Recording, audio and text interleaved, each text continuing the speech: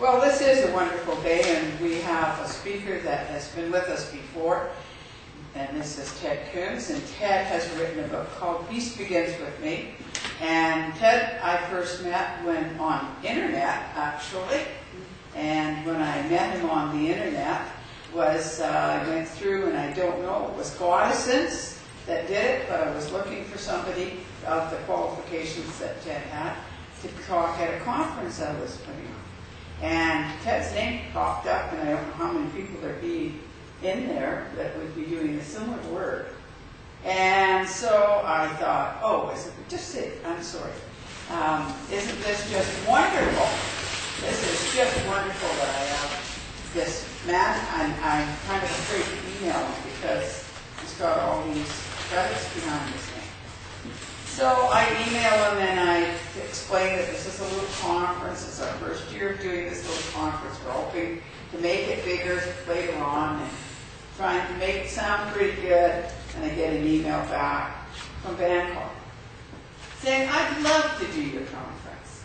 So this just shows the quality of the man that we have here today that's joining us. So we'd like to thank God and say a prayer and say thank you, God, for allowing people like Ted to come and share their wonderful news, their wonderful help. It helps each of us get the peace within ourselves by finding that part of ourselves that is that God self, that connection with the higher self. So we are fortunate, I must say, for that.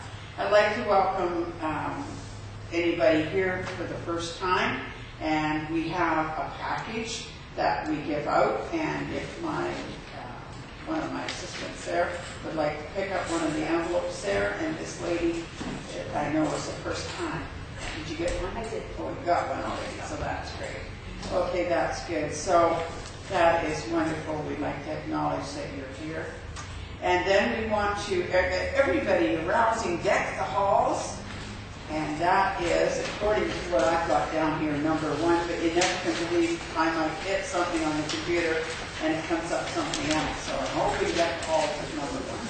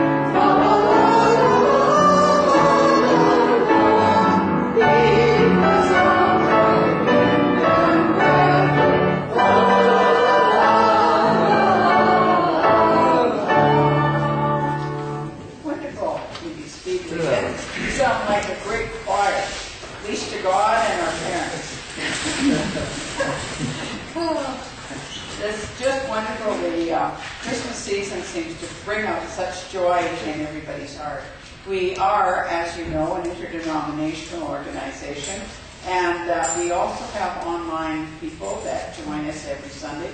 So I'm hoping that some of the people that didn't get through the snow will watch this through the week, and I do find that I do get reports from people that they do. I also had an email again from England, and the Reverend Bruff's brother lives in England, and he emailed me, said, watched last week, it was absolutely wonderful. Is it the 16th? My brother and sister-in-law are going to be speaking, and most certainly it is, so pass that around, because that's the ministers that were here for so many years to look after you for 10 years. And I said, yes, the 16th is it. He's flying over from England for Christmas, so he's going to be here on the 16th with them.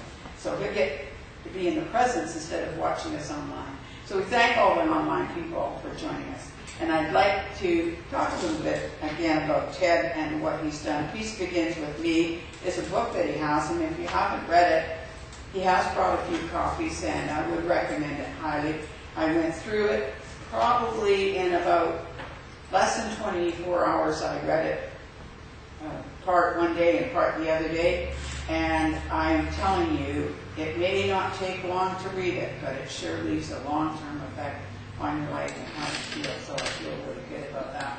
And the good part about this is that it's Ted's own story, really, about himself and his son. And the good part about it is that he may have a lot of education, Master of Education, and all of these credentials behind him, and many years of being a psychoanalyst, and many years working in the school system, in the college. But you know something? It didn't vaccinate him from going through tough times. And he just shares with you his stories about how he managed to put himself into the inner peace and managed to bring his life into some kind of useful thought of you can turn the other side of the coin over and find there's gold on the other side of that coin. So Ted, would you like to join us and give us a little talk? Good morning. Nice to be here again. Good morning. I'm amazed at your courage to show up here. I was scheduled to speak at a church in Maple Ridge last week, and we had 5 people come brave the snows. You've got double those numbers. Just to give you an idea, because I'm trying to figure out what kind of a message to deliver to you this morning, and I know some of you have already heard me speak. How many of you have heard me speak before? How many know my story? Not too many. Okay, so there's only a couple of people that I might be repeating myself. As Barbara said, I've been on a journey with my son Joshua, and the journey began 23 years ago when my son was born healthy and then was damaged by his vaccine shot at 5 months of age. And as a consequence of that, he began to seize, and the seizures increased in frequency such that by the time he was 4 years old, he was seizing 12 to 15 times a day. And each seizure was 15 to 20 minutes long, and a seizure of that length deprives the brain of oxygen. And so the son that I had at one point had walked and talked and feed himself and ride a tricycle. By the time he was 4 and a half, he had lost all of that ability. And I spent many years in a place of anger, a place of resentment, and a place of fear, because the doctors had also warned us that any one of the seizures has the potential to kill him. And so I was in this dark, dark place, and I had this epiphany with my son, and I think it's worthwhile I take a minute just to share with you what happened with him, because it was really a change point in my life. One of the things that I did in my desperation when I was trying to figure out how do I move through this darkness, this heaviness, this anger, this resentment that I have, is I went to see a psychic, and the psychic said I could come with questions. And really, the only question that I had that I wanted an answer to at that moment was, will my son live? And so I asked the psychic my question, and she responded in this clear and authoritative tone. She said, have no fear, the son will outlive the father as he should. And so when I heard that message from the psychic, this joy went racing through my heart at that possibility. And then a second question came to mind, and that was, well, if my son is going to live, what will he be when he grows up? And again, the psychic paused, and then in this clear voice said, your son will be what he already is, and that is a teacher.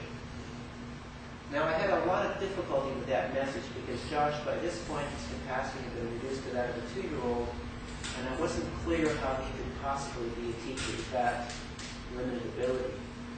But what did happen is that I started to get curious about what are the lessons that he could possibly teach me.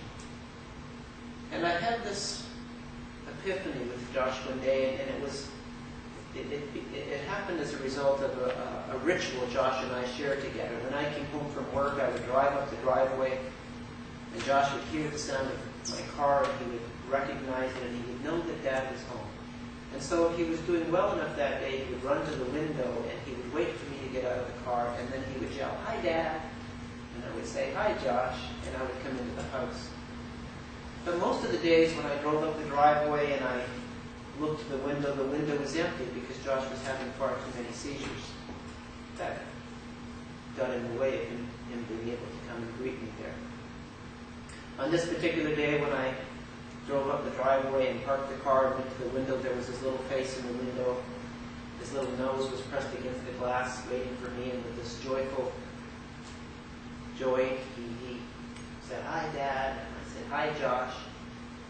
But I stopped, and I just looked at him, and I just felt this sense of gratitude that Josh was well enough that day to be there. And as I looked at my son, I heard a voice, and the voice was as if it was spoken out loud. And what I heard was actually a question. And the question was, when your son looks through the glass at you, what does he see? And as I thought about that question, the answer was an answer I didn't particularly like. He saw a father who was angry, a father who was afraid, a father who was resentful, a father who was living in despair. But probably what impacted me most is that he saw a father who was effectively rejecting his own son. Because the truth was, I didn't want this disabled child. I wanted the son that was there in my imagination before all of this illness began. And when I recognized the truth about who I was and my way of being, I realized that I needed to do something different. I realized that my son deserved better than that. And so I remember making a commitment that day that I was going to find a way to become peaceful, that I was going to find a way to make peace with what was happening in my life, that I was going to find my peace and my joy again. But probably more important, I made a commitment to fall in love with the son that I have, not the son that I don't have. And so I began this very deliberate journey of searching for peace. And probably one of the first things I came to recognize is that I didn't know how to do that. I didn't know how to be a peaceful person.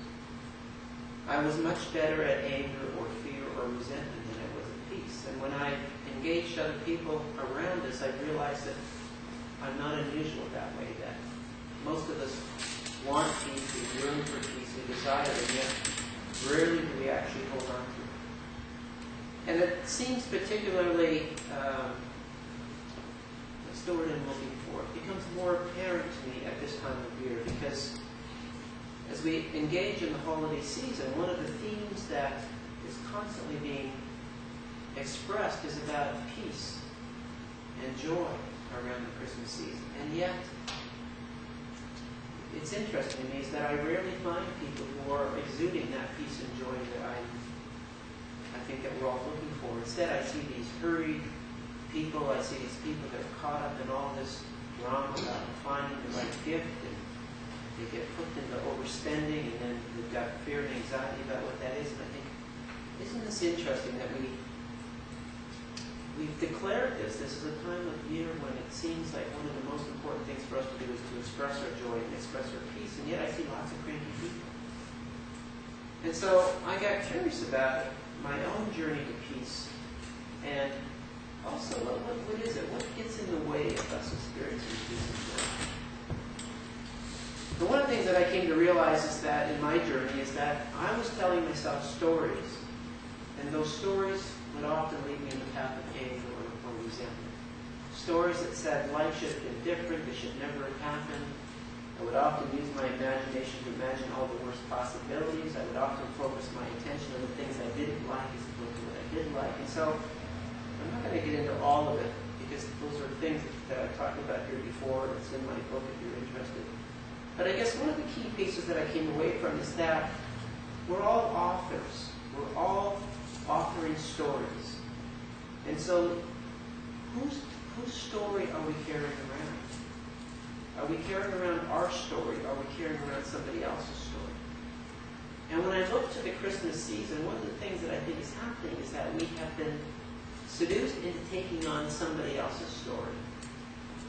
When I look at how we celebrate the season, we've gotten, I think, seduced into thinking that an exchange of gifts is how we get to a place of peace and joy. And yet, for most of us, that's not the most critical piece of this season. So how did we lose the giving of our presence, as in our being, our way of being, our connection to people, our heart-to-heart connection, and instead we give the presence as in gifts? And I think, unfortunately, that commercialism has convinced us that this is how we celebrate the season. And I know how deeply embedded that story is, because for the last few years, my family and I have chosen not to have a gift exchange. That instead we want to do other things as a family. We want to take this time to say, how can we deepen our relationship with one another? How can we just take some time to experience the joy of this family, to celebrate it? And while we know that that's something that we really want to do and we feel good about doing it, there's this sense of guilt that we feel, at least I feel, about, well, we're not exchanging gifts, and somehow or other that's how you're supposed to do it. And so it says to me that I think that we're constantly inundated with stories. And the question is it our story or is it somebody else's story? One of the pieces that I struggled with in my journey is asking the question, who's responsible? Who's responsible for my peace and my joy and my happiness? And for many years I lived as if somebody else was responsible, that somebody else needed to do something different, somebody else needed to behave different. And the only times I really experienced peace and joy is when they showed up in ways that met my expectation. And if they didn't, then I was angry or afraid or resentful. And so my ability to actually create or experience peace was really outside of my power because I gave it all away. I realized that when I looked to the desire for peace in the world, that I acted as if somehow that I didn't have a role to play, that I was either an impatient bystander witnessing what was happening and waiting for it to change, or I was a vocal cheerleader, that I still felt as if it wasn't my responsibility, that somebody else was responsible for creating the peace in this world. And I now realize that I have done a disservice to myself and to the world because I have not stepped into my responsibility. I've come to realize that peace really is about a decision that we make. It's about a commitment that we make to be peaceful within our own hearts and our own souls.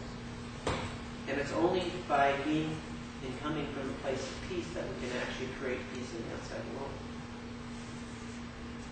And so one of those responsibilities that we have is around what's the story that we tell. One of the wise authors that I came across in my journey to discover peace was a fellow by the name of Michael Warren. And Michael wrote an article called "Who Tells the Stories That Our Children Hear?" And Michael explains that in previous times, and particularly in Aboriginal cultures around the world, that they use storytelling as a very powerful means to communicate values and to teach children what's important. And so he said it used to be that parents and grandparents would sit down with the young ones and they would tell them a story. And embedded within the story was the kind of wisdom that they hoped that that young child would take on in order to become a healthy and contributing member of society. And then Michael goes on to ask the question, who tells the stories that our children hear today? And so who is the primary storyteller of children today? Do you know? Television. And Michael says the problem with television is that we have given away the responsibility to people that we don't know, and in many cases don't even share our values. And so he implores parents to take back the responsibility of storytelling. And I think that we need to do that as well. We need to take back the responsibility of the stories that we tell ourselves or allow to be told to us. I think we've been convinced by the story that's in our society that Christmas is about giving gifts. That it's often gifts that you buy at a store, as opposed to the gifts of my presence, the gifts of my being, the gifts of my joy. It kind of reminds me of the story of the fellow that's walking, and he comes across a fellow who's on his hands and knees underneath a light standard, and he says, what are you doing? And he says, well, I lost my keys, and I'm looking for my keys. And so the fellow says, well, I'll help you. And he gets down on his hands and knees, and the two of them are sifting through the bushes and along the pathways looking for the keys. And after about 15 or 20 minutes of searching and not finding the keys, the fellow turns to the other fellow and says, so, we're not doing so well here. Where did you lose your keys? And the fellow says, well, I actually lost it over there. And he says, well, then why are we looking here? And he says, well, the light's better over here. And I kind of think that that's what's happened for us, is that when we're looking for peace, it's really someplace else, but we've been convinced that this is where it is, or the light is being shone here that says, Christmas is about how big a present you can buy. It's about the TV camera, the plasma TV screen, the new video camera, the new cell phone. And so when that's where the light is shone, that tends to be where we look for it, and yet we can't find it.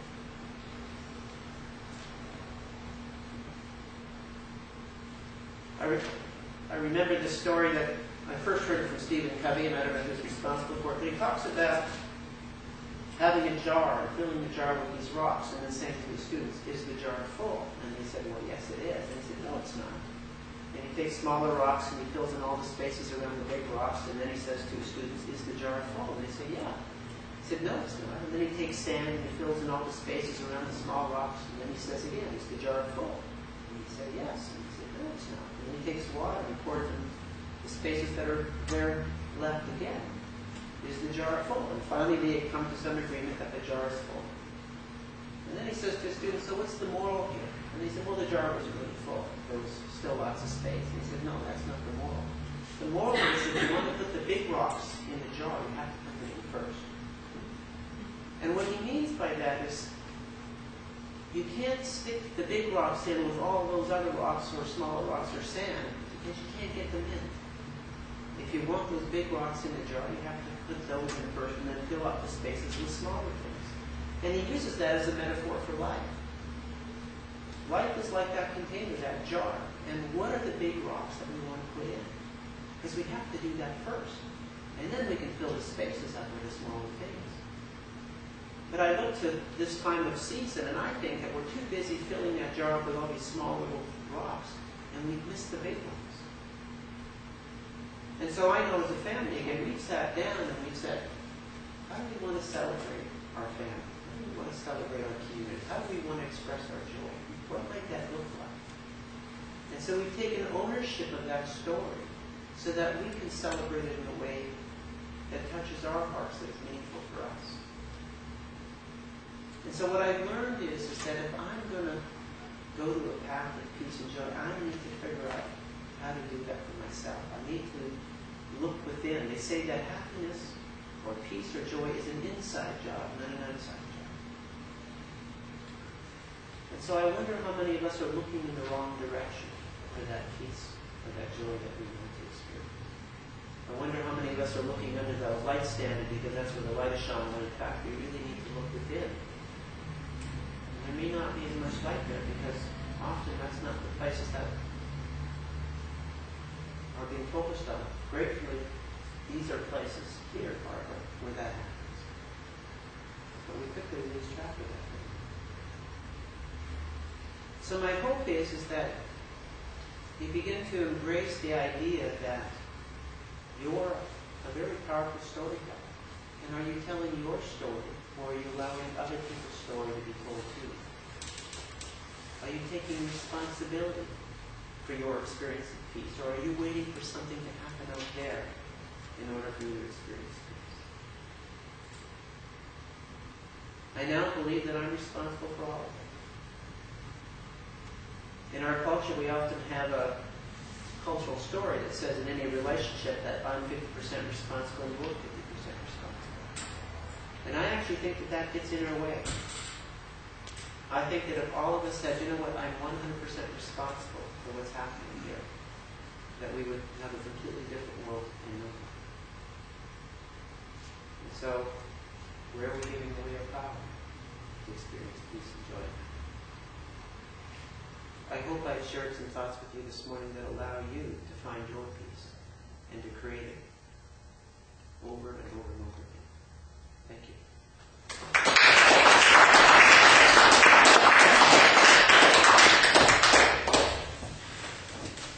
Now, he is an amazing man, with a lot of wisdom. And, I certainly enjoy the fact that he will come here and share this joy with us. I was talking to our pianist this morning, and she's saying we have such fantastic speakers. Not only do we have fantastic speakers, but we have very generous speakers, because they do give their time, energy, and money to come here to give you these little gems of wisdom every week. So thank you so much, Ted, for sharing with us again. That's just wonderful. As you well know, we are a healing ministry, and I have to kind of comment that the way we heal is having that peace within ourselves, because the healing facilitators that work in this church, or the prayers that go up, can't work if you don't have the peace within yourself. So it really does connect. We do use meditation as part of the energy to help us calm down so that the healers can use the facilitation of the energy. And as those healers are working with that energy coming through them, it heals them. And it also helps the people heal themselves should they choose to be healed.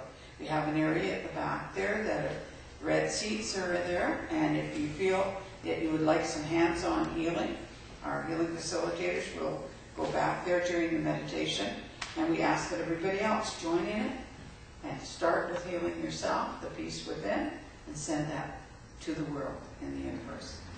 Thank you.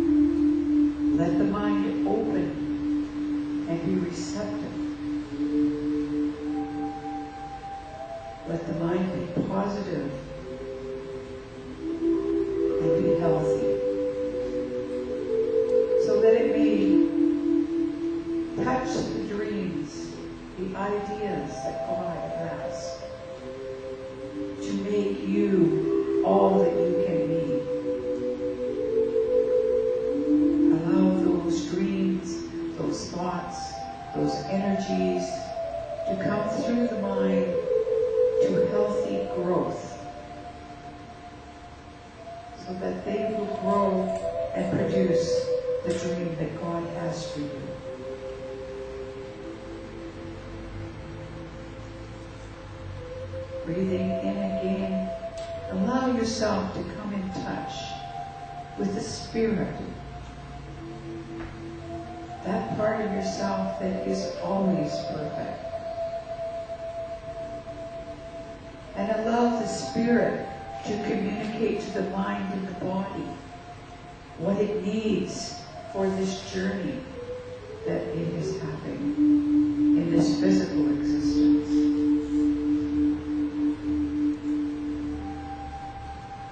And as you have healed your own self, body, mind, and spirit, be like a pebble in a great pond of energy, and allow your energy to move forward and ripple outward, and let it touch each member in the room. And joining together, allowing the energy to draw through everyone to facilitate the healing.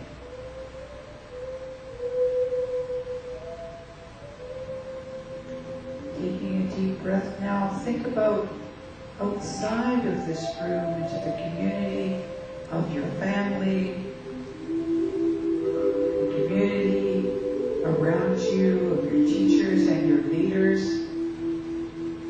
And allow that energy to ripple out and touch all of them, so that they too may experience the wonderful healing, the wonderful peace.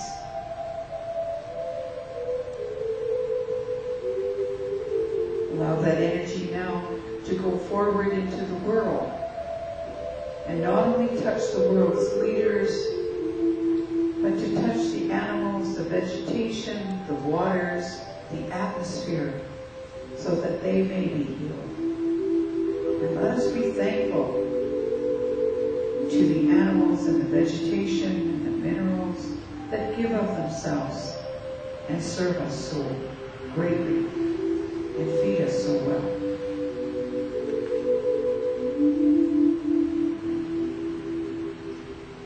Allow us now to reach out into the universe, into other parts of the universe that we are not familiar with, or many mansions in God's world that we are not aware of every room in every mansion.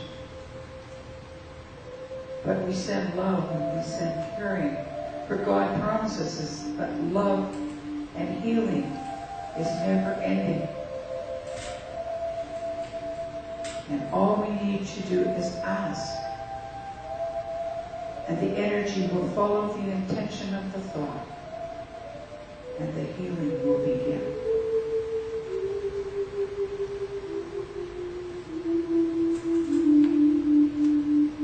Now as we circle back to the seat of the soul, take a few moments just to sit quietly before you come back to your everyday workaday world, to enjoy the tranquility and the peace of the healing area of your garden, the inner garden of healing.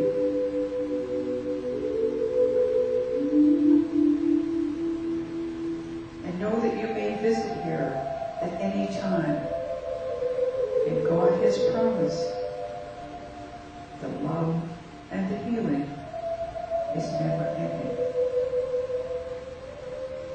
So open your hearts, your mind, and your hand.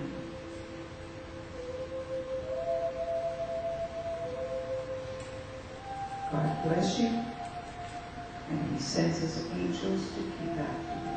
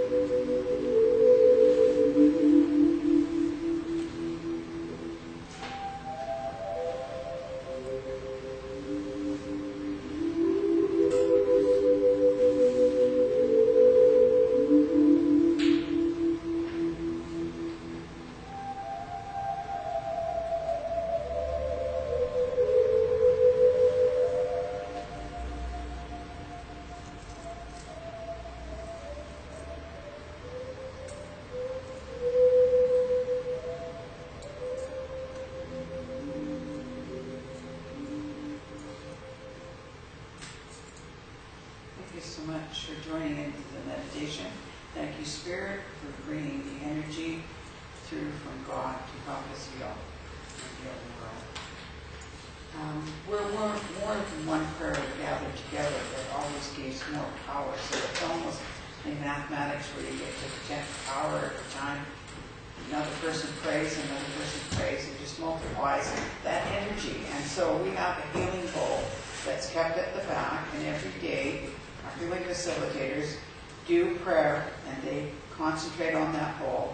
God knows the name of people that are in the bowl, and also knows that we only need one name, the first name, and the attention, the minute it goes out to the universe, the energy starts sending healing immediately to that person. So we thank very much the healers that work every day, and healing facilitators that do help us with that.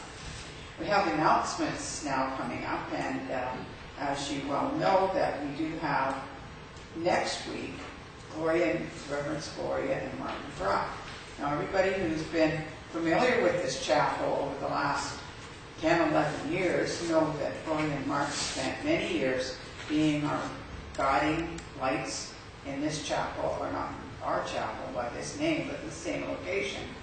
And that they did a lot of good work here.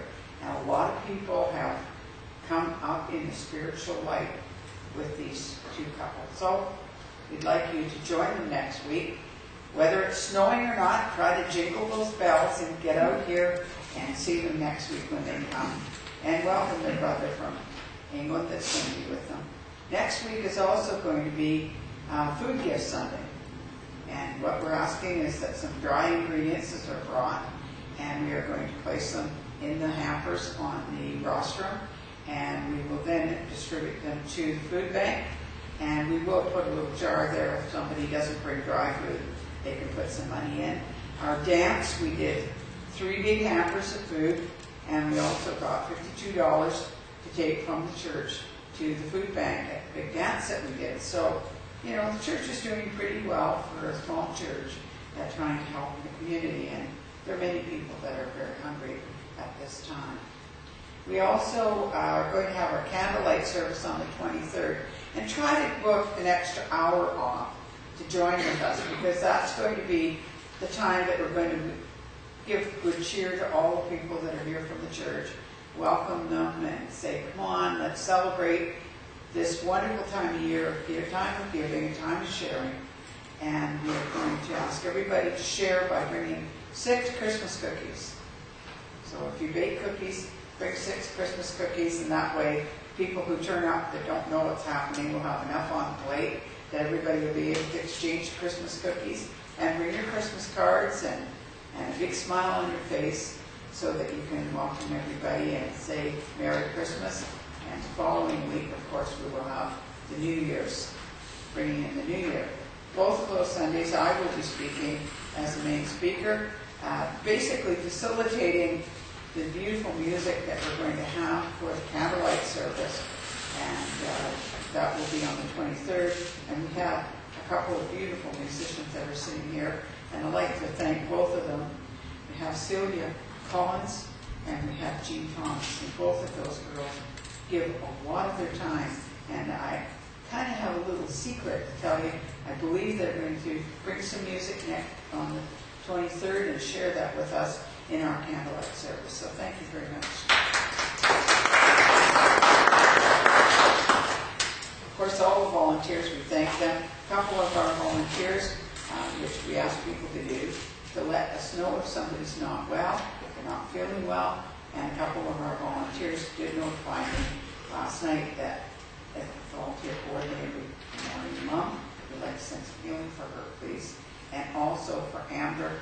And Amber is a lady that is one of our healing facilitators, one of our volunteers that's always here, always helping, shares time, energy, and money with us every week that she can possibly be. But she's had a lot of problems with her back this last couple of weeks. So she's asking if this time people would give some healing for her. So that would be greatly appreciated. We will not have a service on Christmas Day. A couple of reasons for that is that everybody has family and they have things to do. But secondly, we have our Christmas on the 23rd for our family, gather them all together. So after we leave here on the 23rd, we have our big Christmas. And Christmas Day, we usually try to do something special for the community.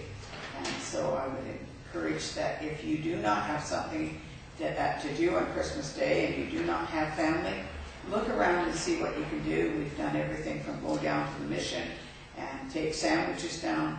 One time we took, I think, about 120 sandwiches down to the mission downtown, and they were quite appreciative of it.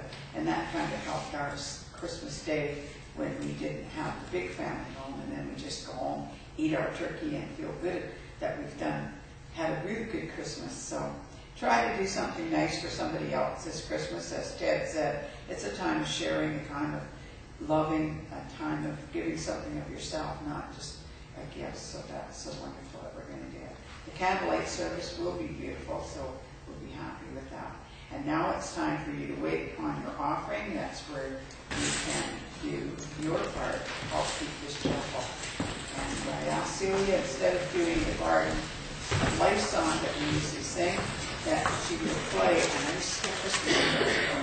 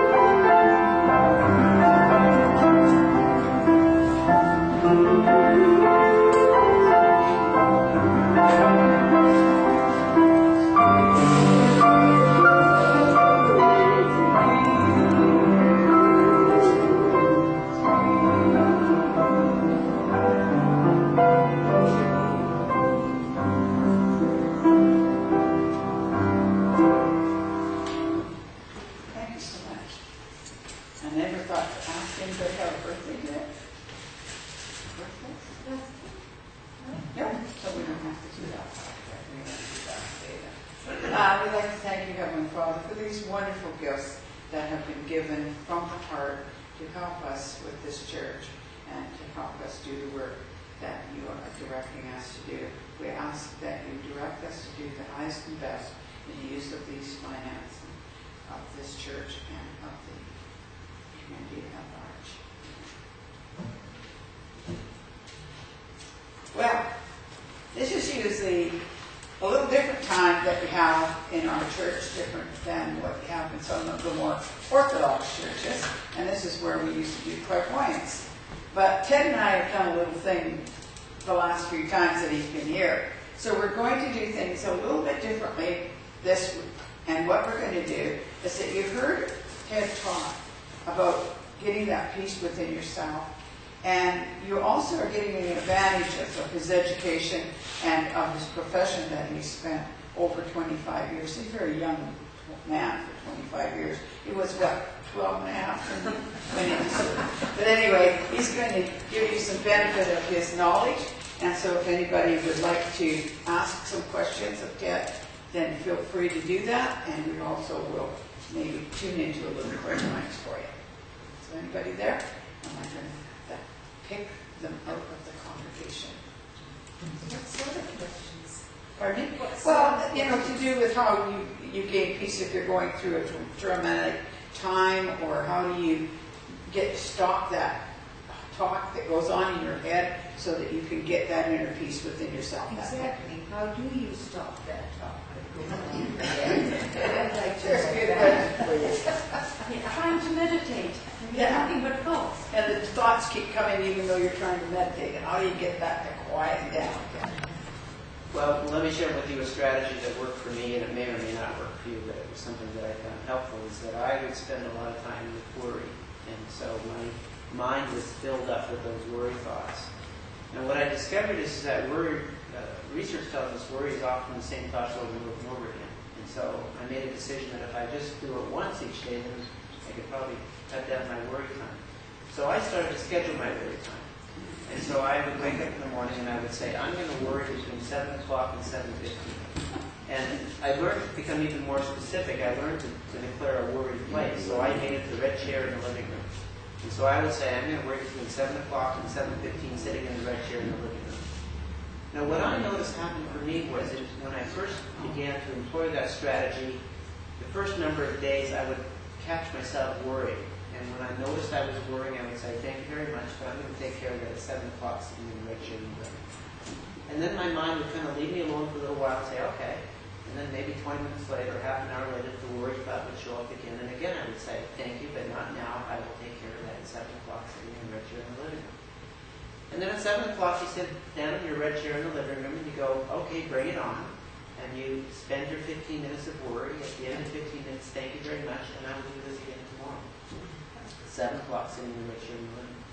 And what happened for me is very quickly, literally within a week, my mind started to trust that that was the process, and it started to leave me alone. And in the first time in my life, I started to have a quiet mind. And what I also discovered was that my worry time became different, is that I came to recognize that my worry was often about trying to make decisions. And I learned that if I have enough information, the decisions become self-evident. They make themselves. And so if I am struggling to make a decision, it really is an indication that I need more information.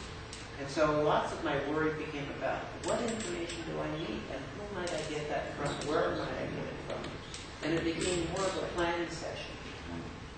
Because what I learned was that when I had the information, the decision became self-evident. And so it allowed my worry time to become a much more thoughtful and constructive process than the kind of negative storytelling that I would normally do. My own journey helped me to recognize that I spend a lot of time with negative stories. And most of us do that, is that when we've got a situation that's unknown or unfamiliar, we'll often imagine all the worst possible outcomes. And the problem is that your physical body doesn't distinguish between a real event and an imagined event. And so when you imagine all those negative things, you put your body through the same level of distress as if those things happen. Mark Twain has a quote I really like. He says, I've had a very difficult life. Fortunately, most of it didn't happen. And I think that's true for all of us. And so I learned to use my imagination to imagine positive stories as opposed to negative stories. I started to take charge of my mind. I recognized it was a tool that was there for my use. But I needed to be the master of it instead of allowing it to master me. And so you found another chair then where you sat and did your meditation then. Or for me, I mean, I don't sit and do a formal meditation. That's just it's not a practice that I engaged in. What I do is that I try to be present in each and every moment. And I find that when I'm present, when I'm in this moment, life is easy. It's simple, it's joyful, there's an intensity, there's a passion about it that I don't experience when I'm not here. And I discovered this through the work of Eckhart Tolle, who wrote the book The Power of Now. And Eckhart asked a very simple question: where do you hang out? The past, the present, the future. And most people are either in the past or the future. Few of us actually show up in this moment. And so the more that I started to show up in this moment, the more intentional my life became. And I think every moment is a meditation, because when I'm here, there's this single focus. I'm glad my computer could do 10 different things at once at the same time. But I learned that when I tried to do that I was fragmented, I was all over the place. And so now I give myself permission to be in one place at a time, this moment. That's really true, because you agree with this, and that's one of the things I put in, don't stand there sucking your thumb, is that if you have an event happen to you, whether it be at 10 years old or 40 years old, and that's a traumatic event, every time, or you lose somebody, every time that you start dwelling on that, the system thinks that it's happened again. You actually put yourself back into the event again, and your system thinks it's happening to you over again, and it reacts accordingly. So unless you change and make that into something useful in your life, in other words, it was a negative thing, but what can I get from that was positive, and start using the positive side of what it did for me, then you keep falling back in that same thing, don't you? And it keeps beating your body up. Most of the suffering we experience is from between our ears. It's the story we tell ourselves. Isn't that where we, a lot of our thoughts of negativity, so to speak, or anger or frustration, comes from our families, because we learn from them, from what we how we live with them and how we grow with them. And the stories that they taught us. Yeah. And so that's why I say I believe that we have to learn to offer new stories. That we have taken on stories that don't serve us well. And we do it by opening up the newspaper, by turning on the TV, by simply buying into the cultural stories that have taken us into a place of destruction. And so, if you've read the book, The Four Agreements, he talks about what agreement have you entered into, that life is really about a series of agreements. Unfortunately, most of us have done it unconsciously, and many of the agreements don't serve us. And so it's about entering into new agreements. Any other questions? What you're talking about is like forming a habit, because we are always connected past, present, and future, always, constantly. So, like you said before, when we get back into a grief pattern, we bring it to the now and the future. So all three of them, right? So how to change that? Well, Eckhart Tolle talks about grief is too much past and not enough presence. Worry and fear is too much future and not enough presence. Mm-hmm. And so, for me, I made a commitment to myself to try to be present in this moment 80% of my day. And so there is some value in reminiscing about the past. There is some value in imagining your future, particularly if you're doing that in a positive way. The question, do we ever show up here in this moment? And what I discovered is when I show up in this moment, there's an ease, because I can always manage this moment. Doesn't matter if I show up, I can manage this moment. What I can't manage is my imagination about what might happen, because it doesn't exist. And so you can't manage what doesn't exist. Now, the challenge for me was, how do I show up in this moment? Because I was never here. I mean, maybe as a little child, but as an adult, I was always ahead of myself, seconds, minutes, months, years ahead of myself. And one of the tools that I learned that started to make a difference for me is I went on a silent retreat, and the facilitator gave us a list of instructions. And on that list were things like, feel the bark of the tree, feel the dew on the grass in the morning, taste the salt of the ocean, listen for the sound of the babbling brook. And so I looked at this list, and he had about 20 things like that on the list, and I said, wow, this is not what I was expecting. And I thought they'd say, sit in silence, posture, do this, do that. None of that stuff. And so I said, what's with this? And he said, I've been doing this retreat for many years, and what I've learned is that people can't benefit from this experience if they don't show up. He said, oh, they come physically, their bodies are here, but the rest of them is not here. They're at work or at home or in the future someplace else. And what I discovered is that if I get them to activate any one of their 5 senses with intention, they become connected, their mind and their body come into the same place. So when you feel the bark of a tree, in order to feel the bark, you have to be in your body in this moment. In order to feel the dew in the grass in the morning, taste the salt of the ocean, listen to the sound of the babbling brook. And so I've recognized that that's a very simple but a very powerful tool. Get back to your senses. So for example, now when I'm washing dishes, my hands are in the sink, I feel the warmth of the water, I feel the slipperiness of the soap across the plate. I'm in the sink. I'm in the soap. I'm not thinking about the next dish or what I'm going to do after I'm done dishes or what's happening next week. I bring myself into this moment. And the more that I do that, there's an ease to that, but there's this joy that comes with it, because now we get to get every moment of life that is here. I realized I spent most of my life not being here. I was always someplace else, and often with a negative story. Research tells us the average North American has 9 times, doesn't matter, 9 times as many negative stories as positive stories. Now, we're not born that way. So what is it about our culture that we get taught to think of such negativity? Well, open up the newspaper, turn on the TV, what are you going to be exposed to? And so what I see is that we allow ourselves to be inundated with negative stories, and it's killing us. It's poisoning us. And we do it over and over and over. And it becomes like a reality. Because if you've ever cried, anybody here ever cried while they're watching a movie?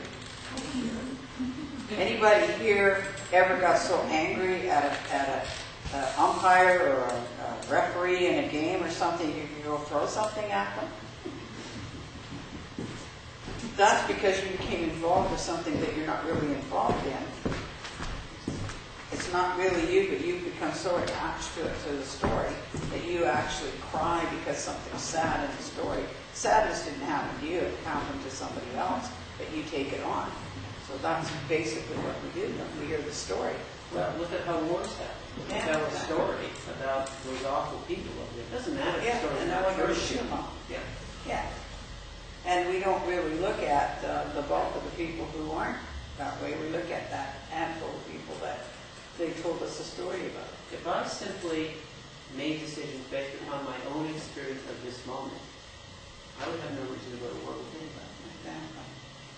And yet I realize I spent most of my life being at war of some sort or other, with life, with the world, with my neighbors, with things should be different than they are. The thing is that I'd like people here to realize that book that you have there is simple reading. Problem is, a lot of times you get all these complicated books. I have people say to me, what book should I read when I'm teaching? What book should I read? And I said, you know, you should read books that simply get you back to basics, which that is.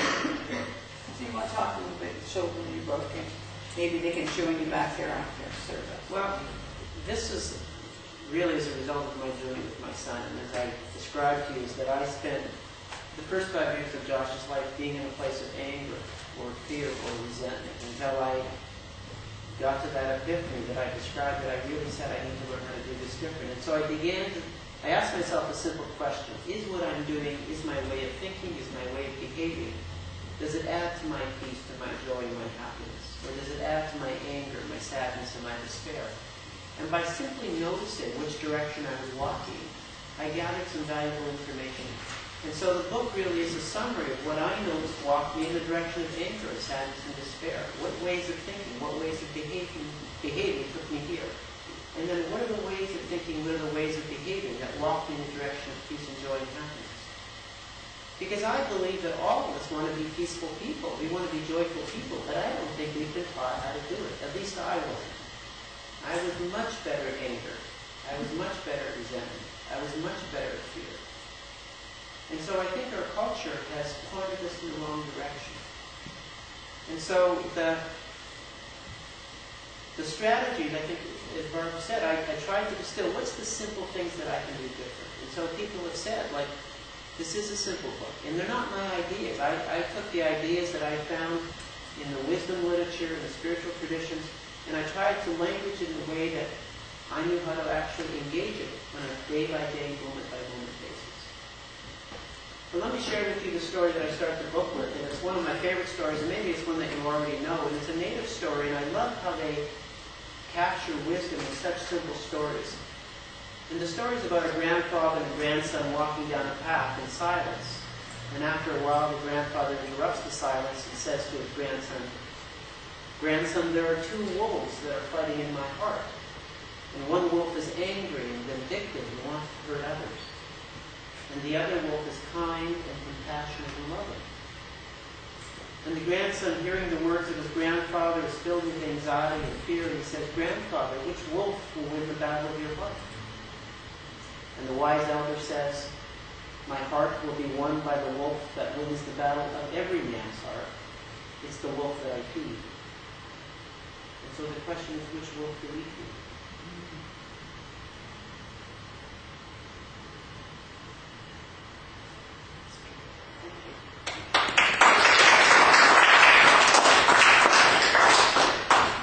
We're going to have the closing prayer now, and then we'll join in a small circle down here and sing a Wish You a Merry Christmas.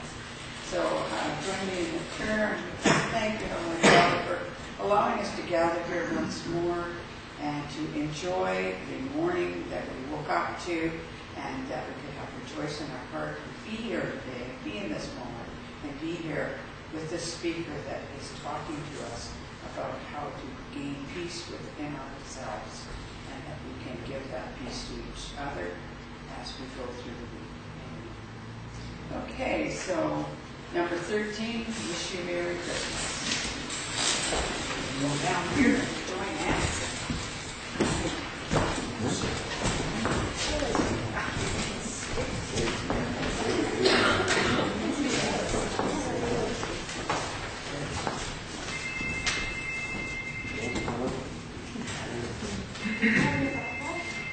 We'll get messages from the other side. Amen.